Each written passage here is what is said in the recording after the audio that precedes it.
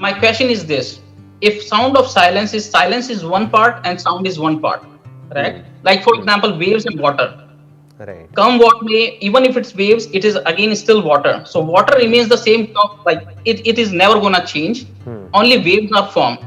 Still, like what I was thinking is, still water is taking the shape of wave, and why there is a wave cause at all. For example, आसमान में हमको rainbow दिख रहा है, तो आप ये पूछ रहे हो कि वो लाइट जो एक्चुअल में दिखती ही नहीं है, अगर हम आंखों से लाइट को देखते हैं तो वो डार्कनेस है, बट वो लाइट रेनबो के जैसी कैसी दिख रही है? उस लाइट में जो कि एक्चुअल में कलरलेस है, जो डार्क है, उसमें वो रंग कैसे दिख रहे हैं? वो रेनबो कैसे दिख रहा है? Light has got infinite possibilities, number one तो पहले ये समझना है. तो this sound of silence that you are talking about, this is the field of infinite possibilities. जो भी कुछ हम परसीव कर रहे हैं अपने पांचों सेंसेस के थ्रू, वो सब ये साउंड ऑफ साइलेंस ही है, जो अलग अलग दिख रही है because of the difference in the kind of instruments through which we are perceiving. आंखों से देखोगे उसी साउंड ऑफ साइलेंस को तो रंग दिखेंगे और रूप दिखेंगे. कानों से देखोगे तो साउंड्स दिखेंगी. साउंड के पॉइंट ऑफ व्यू से कहोगे तो कहोगे वहां पर वेव है. हाँ. आंखों के पॉइंट ऑफ व्यू से कहोगे तो कहोगे पार्टिकल है. हाँ. इसी को अगर आपको और डीपली समझना है तो साइंस भी एक हद तक गई है, बट साइंस क्या कर रही है, उसके बियॉन्ड नहीं जा पा रही है. साइंस कहां तक पहुंच गई है? क्वांटम फिजिक्स को अगर आप स्टडी करोगे, क्वांटम मैकेनिक्स को, तो वो भी वेव और पार्टिकल थ्योरी की बात कर रही है. बट वो क्या समझ रहे हैं कि there has to be an observer who is observing. It is not the observer, it is the instrument that is placed, and that instrument could be a camera. So that instrument is not a living observer. आप समझ रहे हैं? Science क्या समझ रही है कि जब वहां से कोई ऑब्जर्व कर रहा है, जबकि वहां पे तो एक कैमरा प्लेस्ड है, that camera is not an observer for that matter who is observing. तो जो भी कुछ हो रहा है, दिख रहा है, नहीं दिख रहा है, it is all because of the instrument. मतलब it is the play of the instrument. उस इंस्ट्रूमेंट की वजह से वो वैसा दिख रहा है. फॉर एग्जाम्पल, अभी आपके और मेरे बीच में कुछ नहीं है, लेकिन यहीं पर एक इंस्ट्रूमेंट लगा दूंगा तो बहुत कुछ दिखने लग जाएगा. तो अब आप क्वेश्चन पूछोगे कि यार यहां पर तो कुछ नहीं था, यहां पर तो स्पेस था, ये सब पार्टिकल्स कहां से दिख रहे हैं? It is because of the instrument. It is because of the instrument. अब सवाल उठता है कि क्या दिख सकता है साउंड ऑफ साइलेंस में? क्या दिख सकता है? क्या सुनाई दे सकता है? क्या स्मेल हो सकता है? क्या टच हो सकता है? क्या सेंसेशंस हो सकती हैं? किस तरह की परसेप्शंस हो सकती हैं? इन्फिनिट पॉसिबिलिटीज है, कुछ भी हो सकता है. It is the field of infinite possibilities. It is the very field जिसके ऊपर ये सारा खेल चल रहा है. So this field of infinite possibilities is, its nature is to have this all game or play. It comes and goes. It is always there. जैसे अब आपके एक्सपीरियंस में, आई एम नॉट श्योर अभी ये है या नहीं है साउंड ऑफ साइलेंस. अभी are you experiencing it at this point in time? I'm not experiencing. You are not experiencing it. Okay. So जो भी इसको एक्सपीरियंस करते हैं, दैट इज 24/7. वो एक्सपीरियंस चलता ही रहता है. जैसे मैं अभी आपसे बात कर रहा हूं तो बैकग्राउंड में there is sound of silence. अगर मैं अभी थोड़ी सी देर के लिए यहां पे साइलेंट हो जाऊं तो it's there, it's everywhere, right? वो एक फ्लो की तरह है. आप उसको कह सकते हो कि वो एक ऐसी वेव है जो बहे चले जा रही है, जो सदियों से, जब से ये दुनिया नहीं थी तब से बह रही है, और जब ये दुनिया नहीं होगी तब तक बहती ही रहेगी. तो वो बहती ही रहती है बिना रुके. तो अब सवाल ये उठता है कि जब वो बहे चले जा रही है तो वो कभी स्टैटिक लग रही है, कभी मोशन में लग रही है, कभी ऐसा लगता है साउंड है, कभी ऐसा लगता है कि कुछ दिख रहा है क्या एक्चुअल में है? आप समझे? यही वो मिस्ट्री है. This is the mystery of all mysteries. Science यहां तक क्यों नहीं पहुंच सकती? क्या रीजन है उसके पीछे? क्योंकि साइंस इस फील्ड तक काफी हद तक पहुंच गई है. Science is talking about a field that is always there, right? एक यूनिफाइड फील्ड इसको कह रही है साइंस. बट साइंस क्या गलती कर रही है? साइंस ये सोच रही है कि I am the consciousness who is observing this field which is the field of infinite possibilities. अब साइंस ये नहीं समझ पा रही यही कॉन्शियसनेस है. ध्यान से समझना गलती कहां पर होती है. गलती यहां पर होती है कि हम ये समझते हैं कि कॉन्शियसनेस बदलती है. अगर आप किसी भी ऐसे आदमी से बात करोगे जो मेडिकल फील्ड से है, या फिर किसी ऐसे आदमी से जो कि कॉन्शियसनेस को स्टडी कर रहा है, वो क्या कहेगा? That the consciousness changes. अरे भाई, कॉन्शियसनेस कभी नहीं बदलती है. Consciousness is always there untouched, always. बदलता क्या है, ये इंस्ट्रूमेंट बदलता रहता है। कि फॉर एग्जाम्पल यहां पे हाथ में एक सेंसेशन हो रही है जिसकी वजह से हमको पता लग रहा है, तो वो जो नर्वस सिस्टम है उसमें आप चेंजेस कर दो तो वो पता लगना बंद हो जाएगा। लेकिन उसी वक्त कानों से कुछ आवाज आ रही है, वो बिल्कुल क्लियर सुनाई दे रही है। इसका मतलब कॉन्शियसनेस इज अनटच्ड।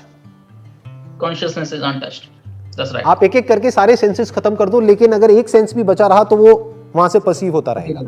सेंसेस को खराब कर दो, वापस से ठीक कर दो, वापस से सब ठीक हो जाएगा। तो कॉन्शियसनेस एक्चुअल में नहीं बदल रही है। तो ये समझ पाना साइंस के लिए कि at the deepest level of my being I am consciousness and that consciousness is the very essence of this universe, यहां तक पहुंच पाना is almost next to impossible. क्योंकि साइंस क्या करेगी, अगर इस फील्ड तक पहुंच भी गई, साउंड ऑफ साइलेंस तक पहुंच भी गई, तो साइंस ये दिमाग लगाएगी कि मैं इसको कैसे यूज करूं बेटर न्यूक्लियर वेपन्स बनाने के लिए, या फिर इसमें से कैसे एनर्जी लूं और एक ऐसा मेरे को सोर्स ऑफ एनर्जी मिलेगा जो कि नेचुरल होगा, जिसमें कोई पोल्यूशन नहीं होगा, और उस एनर्जी से हम ये करेंगे। बट साइंस कभी यहां तक नहीं पहुंच पाएगी कि वो जो ऑब्जर्व कर रहा है यहां से इस इंस्ट्रूमेंट के through, that itself is that field. और उस फील्ड में वो ऑब्जर्वर एक पॉइंट के जैसा लग रहा है because of the limitation of the instrument. Consciousness is not a point in that field, consciousness is the field. सत इज चित एंड चित इज सत। सत मतलब वो जो इटरनल है, यानी जो था है और रहेगा, वो सत है। चित मतलब क्या, कॉन्शियसनेस। तो सत ही चित है।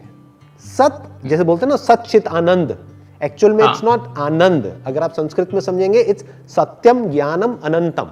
अनंतम मतलब इंफिनिट। तो because it is infinite, because my very nature is infinite, that's why I am in bliss. इसीलिए सच्चित आनंद भी बोलते हैं लोग। एक्चुअल में आप अगर पढ़ोगे वेदों में, उपनिषद में, तो वहां पर आपको हर जगह पर मिलेगा सत्यम ज्ञानम अनंतम। मतलब वो क्या है, आत्मा क्या है। आत्मा मतलब मैं क्या हूं, सत्यम हूं, यानी था, हूं और रहूंगा। ज्ञानम मतलब मेरा वेरी नेचर, मेरा जो नेचर है, that is to be aware, to be conscious. जैसे आग का जो नेचर है वो गर्मी है, आग को गर्म होना नहीं है, आग मतलब गर्मी।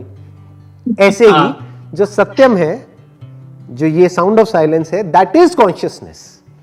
बट ये भी कहना गलत होगा that is consciousness, because that is consciousness only in relation to the instrument. When there is no consciousness of something, तो आप क्या कहोगे कि वो कॉन्शियसनेस है या नहीं है। जैसे सन के और अर्थ के बीच में लाइट है, वो ट्रैवल कर रही है लेकिन दिख नहीं रही है, तो हम क्या कहेंगे उस वक्त, क्या लाइट डार्कनेस बन गई है? तो हम ये कहेंगे कि वो लाइट है लेकिन दिख नहीं रही है। There is only light, there is no reflection of light.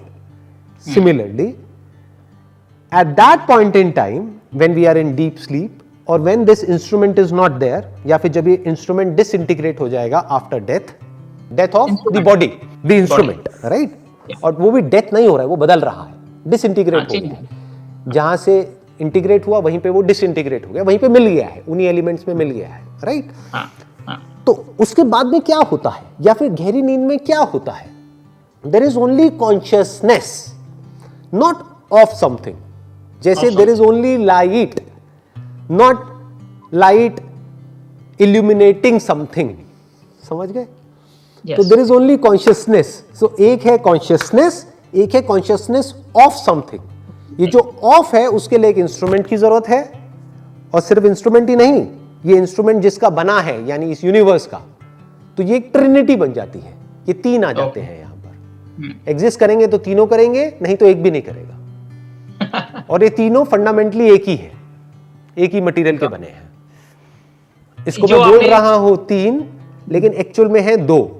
तीन किस वे में? एक इंस्ट्रूमेंट, एक यूनिवर्स, एक कॉन्शियसनेस। जबकि एक्चुअल में देखा जाए तो ये इंस्ट्रूमेंट क्या है? This is universe, this is made of universe, this is not different from the universe. तो दो हुए ना, एक है जो यूनिवर्स परसीव हो रहा है, जिसके थ्रू परसीव हो रहा है, ये एक। दूसरा जिसकी वजह से परसीव हो रहा है, कॉन्शियसनेस। इन दोनों का जो एसेंस है वो एक ही है। तो साउंड ऑफ साइलेंस को आप बोल सकते हो, it is the very material of which all of these materials are made of, and not or, and it is also the consciousness of all the living beings. तो उसमें मेरा जैसे this sound of silence is the possibility of infinite possibilities. Can I say that one more thing कि is it inclusive of all knowledge and all power? ध्यान से समझिएगा, जिसको हम नॉलेज कहते हैं, what is knowledge? Knowledge is stored in the brain.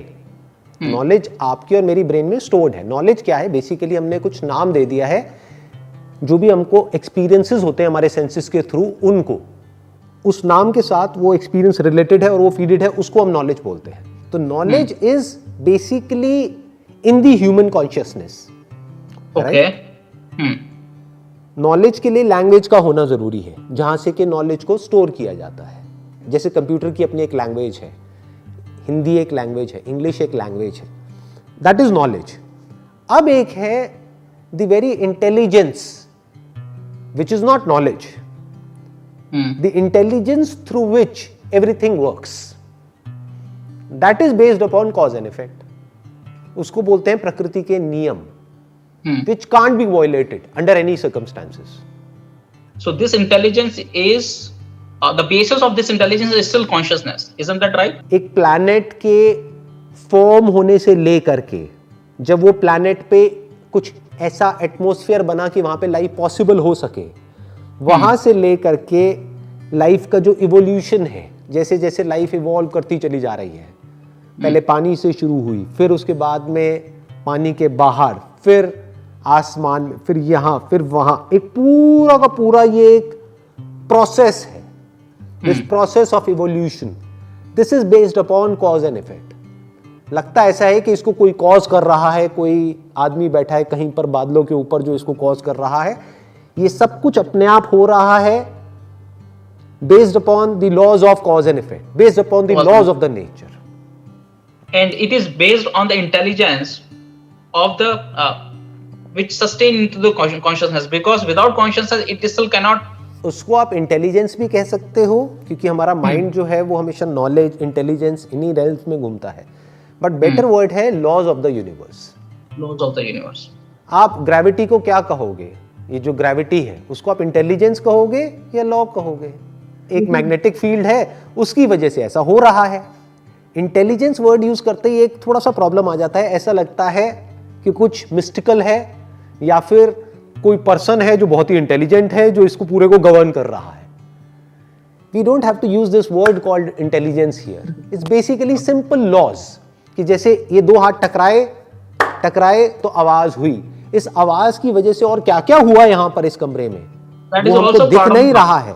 But ध्यान से समझना, ये जो हुआ इसकी वजह से पूरा का पूरा यूनिवर्स थोड़ा सा बदल गया है.